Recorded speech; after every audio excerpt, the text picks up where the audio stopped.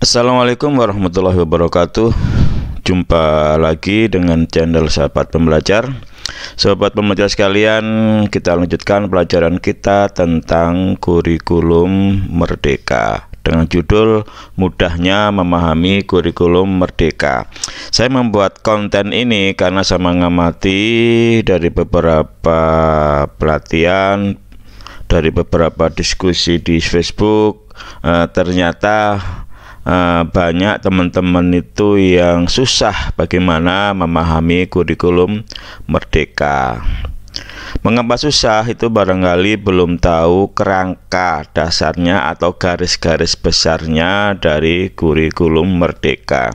Nah, untuk itu saya membuat konten ini agar kita dengan mudah memahami kurikulum merdeka. Sebenarnya kurikulum merdeka itu dalam kita memahami cukup satu gambar saja seperti ini ya. Nanti insya Allah setelah sobat pembelajar memperhatikan paparan saya, maka kita akan memahami dengan mudah seperti apa sih kurikulum merdeka itu. Oke, saya mulai ya. Hal yang prinsip dalam kurikulum merdeka itu adalah munculnya konsep atau prinsip profil pelajar Pancasila, di mana profil pelajar Pancasila ini itu tidak muncul di kurikulum sebelumnya.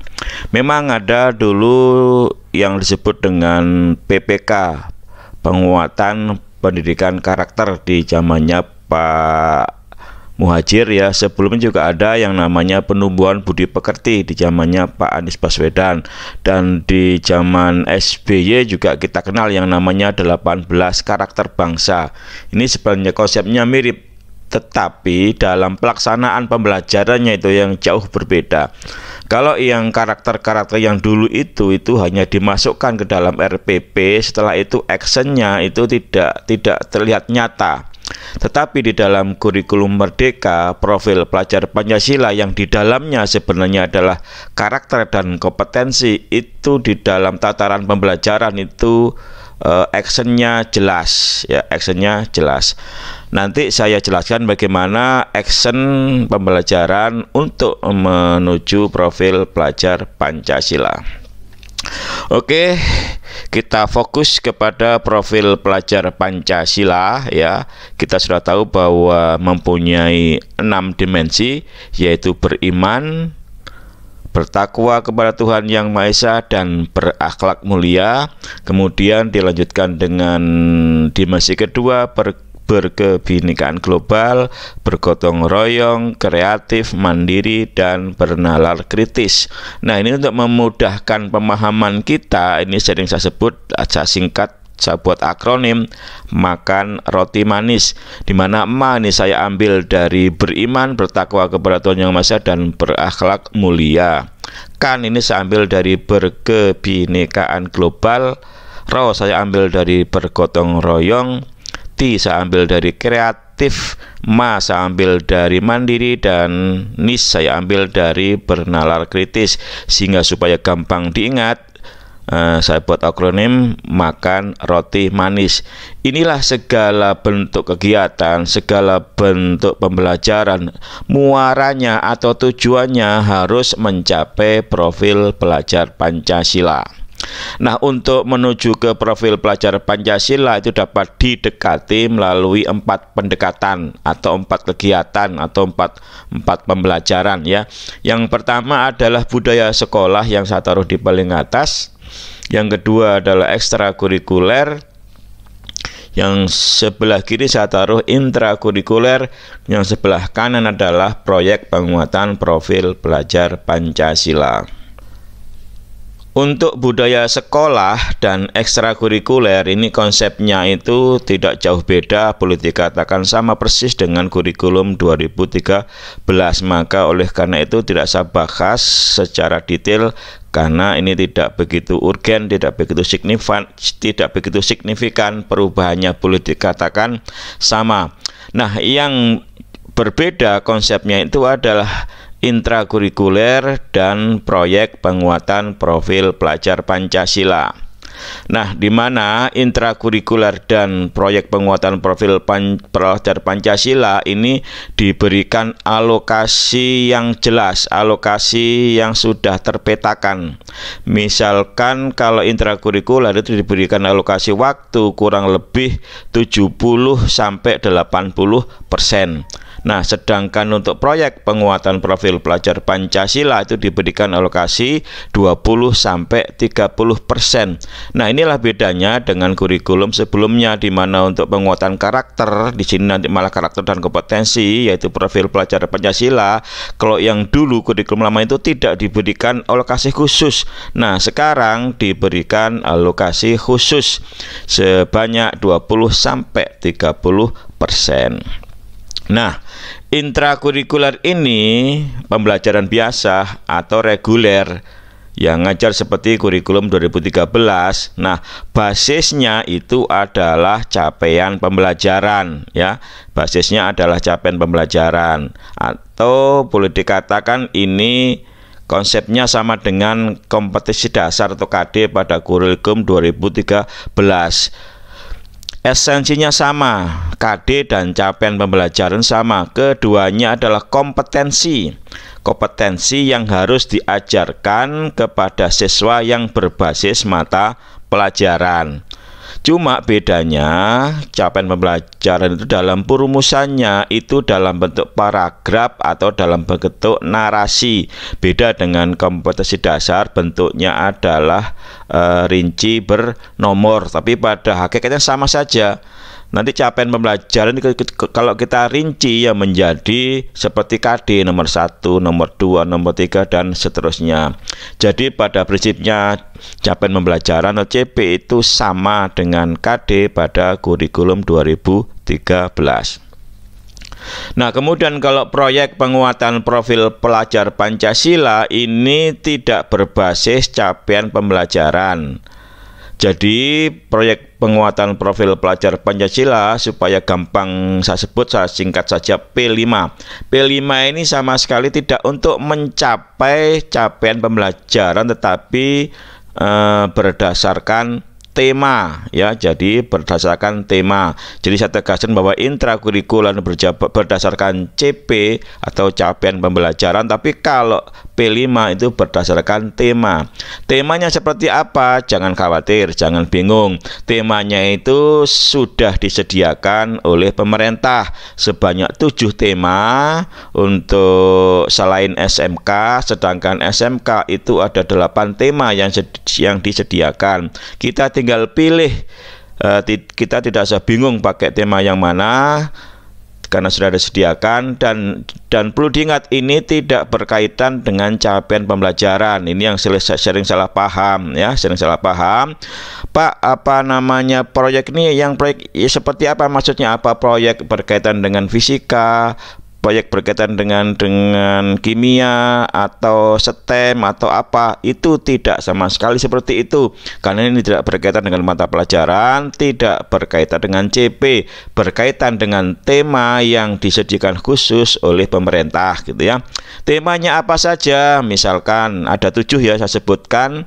Pertama adalah kewirausahaan, yang kedua adalah kearifan lokal, kemudian ada juga tentang kehidupan berkelanjutan, ada suara demokrasi, ada bangun jiwa dan raga, ada juga berrekayasa dengan teknologi. Inilah tema-tema yang disediakan oleh pemerintah. Jadi saya tegaskan bahwa P5 itu berdasarkan tema, tidak berdasarkan capaian pembelajaran. Nah, kemudian sobat pembelajar sekalian, ya, jangan khawatir nanti bagaimana kita mendapatkan tema. Ini sudah ada panduannya, yaitu panduan proyek penguatan profil pelajar Pancasila, gitu ya.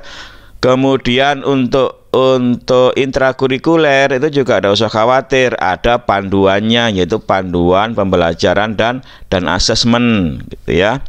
Nanti bagaimana kalau kita masih kesulitan? Jangan khawatir juga, nanti ada contoh-contohnya dokumen-dokumen yang disediakan oleh Kemendikbudristek. Oke, saya lanjut ya. Nah, profil pelajar Pancasila ini dokumennya itu ditetapkan oleh keputusan Kepala BSKAP nomor 009-KR-2022 ya. Apa itu BSKAP? Badan Standar Kurikulum Asesmen Pendidikan ya. Kemudian untuk capaian pembelajaran itu ini mengalami perubahan beberapa kali, kalau tidak salah sampai 4 kali. Yang terakhir adalah keputusan Kepala BSKAP nomor 033-K/H/2022 gitu ya. Nah, untuk panduan semuanya ini, panduan intrakurikuler itu ada di buku atau e-book yang disediakan oleh pemerintah, yaitu panduan pembelajaran dan asesmen. Kemudian untuk proyek, ada panduannya adalah panduan proyek penguatan profil pelajar Pancasila. Oke, sekarang apa yang harus dilakukan guru ketika mau mengajar? Seperti biasa dalam kurikulum sebelumnya, guru itu wajib membuat perangkat ajar ya. Kalau dulu ada namanya program tahunan, program semester, analisis materi pelajaran, silabus, apalagi RPP. Nah, sekarang guru hanya dituntut untuk membuat perangkat ajar berupa ATP dan modul ajar ya. Apa itu ATP? ATP itu ada alur dan tujuan pembelajaran. Nah, capaian tadi itu kan dalam bentuk kompetensi yang masih global, belum rinci, maka CP ini perlu dijabarkan menjadi tujuan-tujuan pembelajaran. Setelah dijabarkan menjadi tujuan-tujuan, diurutkan mana yang disampaikan pertama, mana disampaikan kedua, mana disampaikan yang terakhir. Itulah yang disebut dengan alur tujuan pembelajaran. Nah, bagaimana dibentuknya? Jangan khawatir, itu ada contohnya. Kemudian setelah kita berhasil membuat ATP, maka kita juga membuat yang namanya modul ajar. Modul ajar itu tidak usah bingung, tidak usah merasa susah. Modul ajar itu sebenarnya adalah RPP. Kalau dalam bahasa Inggris namanya lesson plan ya. Jadi yang namanya RPP ya tentu di sana ada komponen minimal, yaitu tujuan pembelajaran, kemudian langkah-langkah pembelajaran, dan asesmen minimal 3 komponen. Boleh enggak lebih ya? Tentu boleh, itu namanya komponen minimal gitu ya. Kemudian untuk yang proyek penguatan profil pelajar Pancasila itu berdasarkan tema. Dari tema yang dipilih nanti dibuat namanya modul proyek. Modul proyek ini ya seperti modul ajar ya, tetapi pembelajarannya bukan intra. Pembelajarannya ada proyek, namanya modul proyek. Nanti ini berupa perencanaan pembelajaran. Tentu di sana ya ada tujuannya seperti apa gitu kan, langkah-langkahnya seperti apa, pengukuran seperti apa, mirip dengan modul ajar atau mirip dengan RPP gitu. Nah, kemudian Bapak sekalian, dari gambar ini sebenarnya tidak banyak dokumen sebagai acuan Bapak Ibu untuk melaksanakan kurikulum Merdeka. Cukup Bapak Ibu pegang yang namanya dokumen profil pelajar Pancasila berdasarkan BSKAP 009. Ini untuk proyek atau untuk P5. Untuk intrakurikuler Bapak Ibu cukup pelajari dokumen capaian pembelajaran yang diputuskan oleh Kepala BSKAP 003 gitu kan. Kemudian Bapak Ibu nanti bagaimana membuat ATP, baca panduan dan panduan pembelajaran dan asesmen. Bagaimana melaksanakan P5, baca panduan proyek penguatan profil pelajar Pancasila. Masih bingung? Jangan khawatir, semua ini ada contohnya gitu ya, semua ada contohnya. Jadi Bapak Ibu secara garis besar dokumennya cuma 4 yang Bapak Ibu butuhkan ya. Pertama adalah profil pelajar Pancasila, yang kedua adalah capaian pembelajaran, yang ketiga adalah panduan pembelajaran dan asesmen, yang terakhir adalah panduan proyek penguatan profil pelajar Pancasila. Ini 4 buah pokok dokumen yang harus Bapak Ibu pelajari. Tetapi kalau Bapak Ibu mau memperdalam, ya silahkan, ada sumber-sumber lain atau bahan-bahan untuk mempelajari kurikulum Merdeka dalam bentuk video. Misalkan Bapak Ibu bisa masuk ke platform Merdeka Mengajar. Jadi saya tegaskan, Bapak Ibu ketika mau mengajar tidak usah repot, tidak usah bingung. Bapak Ibu cukup membuat yang namanya ATP dan modul ajar untuk intra, kemudian modul proyek untuk P5. Oke, sampai di sini sobat pembelajar, mudah-mudahan bermanfaat. Saya akhiri. Wassalamualaikum warahmatullahi wabarakatuh.